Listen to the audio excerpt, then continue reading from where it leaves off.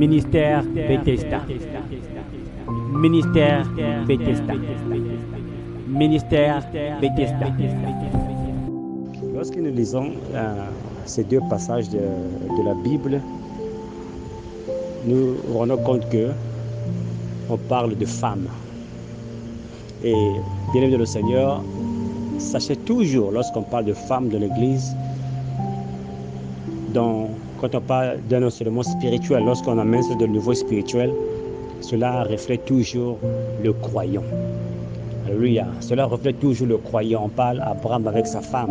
La femme d'Abraham représente le croyant. Dans la plupart des cas, vous allez voir, on parle beaucoup de femmes dans l'Église. On parle de femmes vertueuses, on parle de la femme soumise. Tout ça, c'est le type de croyant. C'est du vrai croyant et du croyant hypocrite. Ici, le point que je voulais attirer aux enfants de Dieu, on a deux catégories de femmes ici. Et ces femmes représentent des croyants, des membres d'église. Et on a d'abord une femme âgée et une femme jeune. Vous voyez?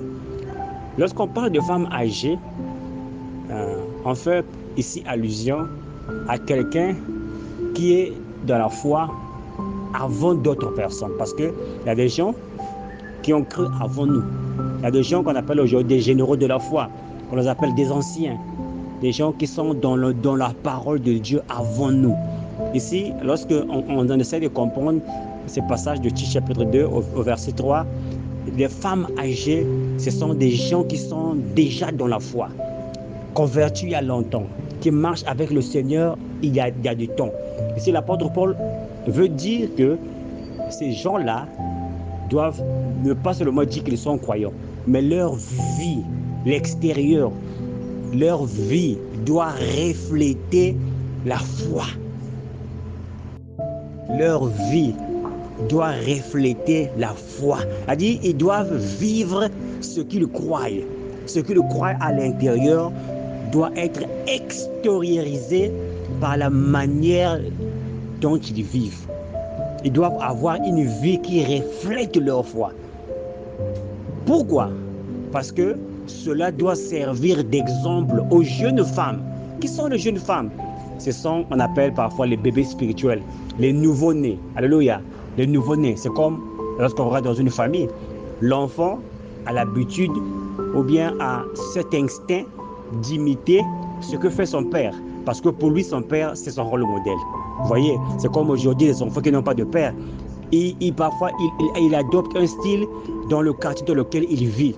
Parfois, il va adopter le style des films qu'il suit, d'un acteur préféré, d'une star préférée. Parce que de nature, l'homme veut imiter autre chose. Parce que lorsque une personne est née, il n'a pas sa propre image.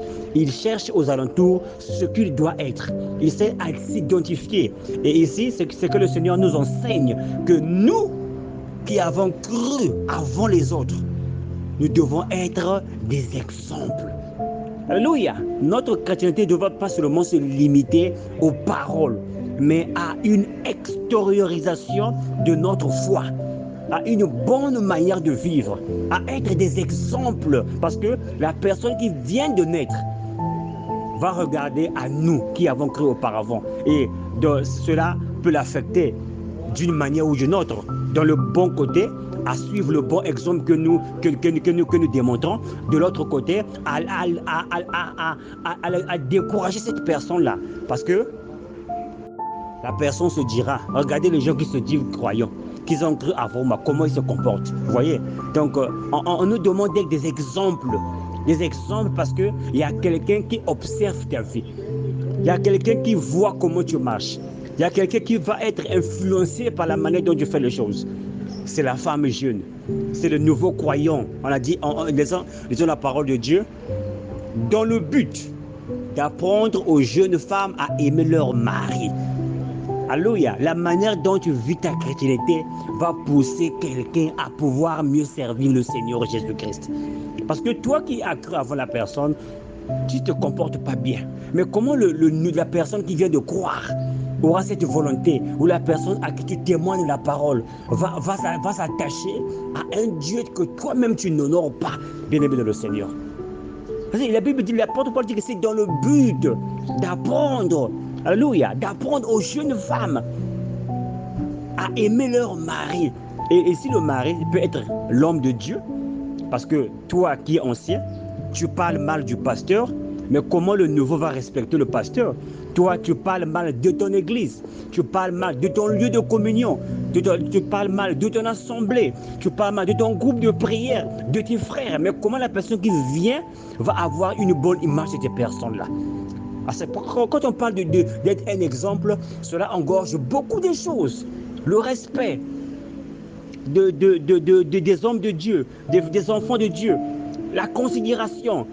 Vous voyez, donc ce que tu démontres devant un nouveau converti va vraiment l'influencer dans sa marche avec le Seigneur. Parce qu'aujourd'hui, on a des enfants qui sont des bandits de la rue, c'est parce que papa n'a jamais été un exemple à la maison. Papa n'a pas eu le temps d'influencer son enfant. Maman n'a plus le temps d'influencer sa fille. La fille aujourd'hui, elle va de mari en mari. Et parce que c'est ce qu'elle a vu sa maman faire. Maman qui a amené les copains à la maison, papa qui ne dormait pas à la maison, papa qui tapait sa femme. Cela influence la vie de l'enfant. Ici, l'enfant peut être présenté un nouveau converti. Et le papa et la maman, ou ceux qui sont nés avant eux, peuvent représenter les vieilles femmes, les femmes âgées, les gens qui ont vécu avant eux, bien-aimés de le Seigneur. Il y a quelqu'un qui observe ta vie. Nous sommes des miroirs. Je veux dire que nous comprenons ces choses, bien-aimés de le Seigneur. Nous sommes des miroirs. Alléluia. Il y a quelqu'un qui observe ta vie. Il y a quelqu'un qui observe ta marche. Tu peux, dans un bon sens, influencer cette personne-là lorsque tu vis la parole de Dieu. Tu peux, dans un autre sens, influencer en mal cette personne-là lorsque tu ne vis pas ce que tu crois, bien-aimé de le Seigneur. Le but que l'apôtre Paul enseigne ce message, d'après ma compréhension, c'est pour aider les gens à faire gaffe à la manière dont ils vivent au milieu des gens qui les entourent. Parce que cela a une grande influence aux gens qui nous observent. Alléluia. Il dit que dans le but d'apprendre aux jeunes femmes, les nouveaux convertis, à aimer leurs femmes et leurs enfants. Les enfants aussi peuvent représenter les dons spirituels. Alléluia, les dons spirituels. Nous qui avons les dons spirituels, nous qui nous disons pasteurs, mais comment nous nous comportons? Nous disons les gens qui ont les dons de l'esprit, comme l'apôtre Paul nous sait, mais comment nous nous comportons? Mais comment la personne qui vient de naître va savoir comment gérer son don? C'est toi qui as eu le don avant la personne. Il vient te demander conseil. Et des fois que tu ne te comportes pas bien, tu n'agis pas bien, mais comment cette personne va bien agir? Parce que nous sommes des miroirs. Nous sommes le sel. Nous sommes les gens qui sont mis devant. Nous sommes des leaders qui sont mis devant. Le leader, ce n'est pas seulement le pasteur. Le leader, ce n'est pas seulement le diacre. Ou bien les Éphésiens 4, chapitre 11. Mais toi aussi qui es assis sur le banc, ta vie est un ministère. Ta vie, bien-aimé Seigneur, est un autel. Tu prêches par la vie que tu mènes là. La vie que tu mènes là est une prédication pour quelqu'un qui t'observe. Parce qu'il y a des gens qui ont dit que moi j'étais converti en observant seulement ce frère dans ce quartier. La manière dont ce frère vivait ou cette soeur vivait, ça m'a poussé à croire en Dieu. Parce que sa vie est un tabernacle. Parce que notre vie est un autel. Parce que notre vie est une église. Nous sommes la véritable église. L'église, ce n'est pas seulement le bâtiment là où tu es assis, mais la vie que tu mènes au quotidien. C'est ça la véritable église, l'épouse de Jésus-Christ, bien-aimé Seigneur. Nous devons vivre la parole. Nous devons vivre la parole. Il y a quelqu'un qui observe ta vie. Il y a un nouveau converti qui observe ta vie. Et Dieu nous demandera de compte pour ça. Et Dieu nous demandera de compte pour ça, bien-aimé Seigneur. Parce que nous avons été éclairés pour éclairer les autres. Mais si nous cachons notre lumière, les autres ne pourront pas voir le chemin.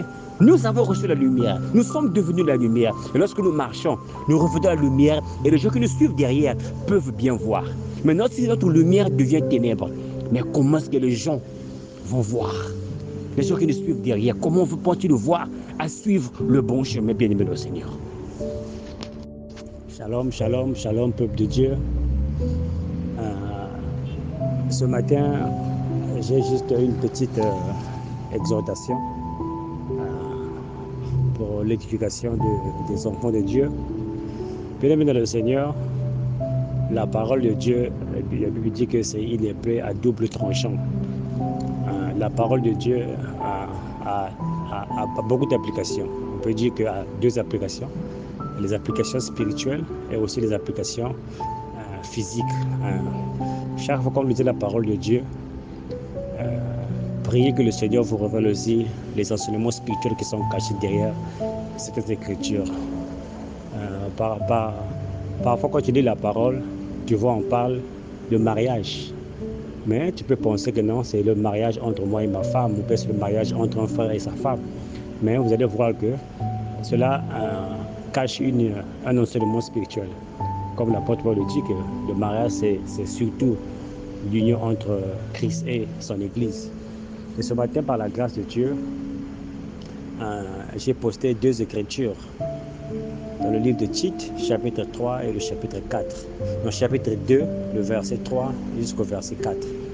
Lisons la parole du Seigneur Jésus-Christ.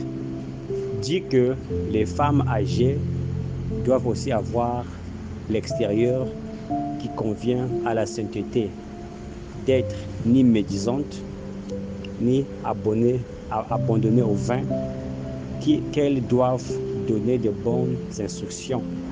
Verset 4. Dans le but d'apprendre aux jeunes femmes à aimer leurs maris et leurs enfants. Ministère Bethesda. Ministère Bethesda. Ministère Bethesda.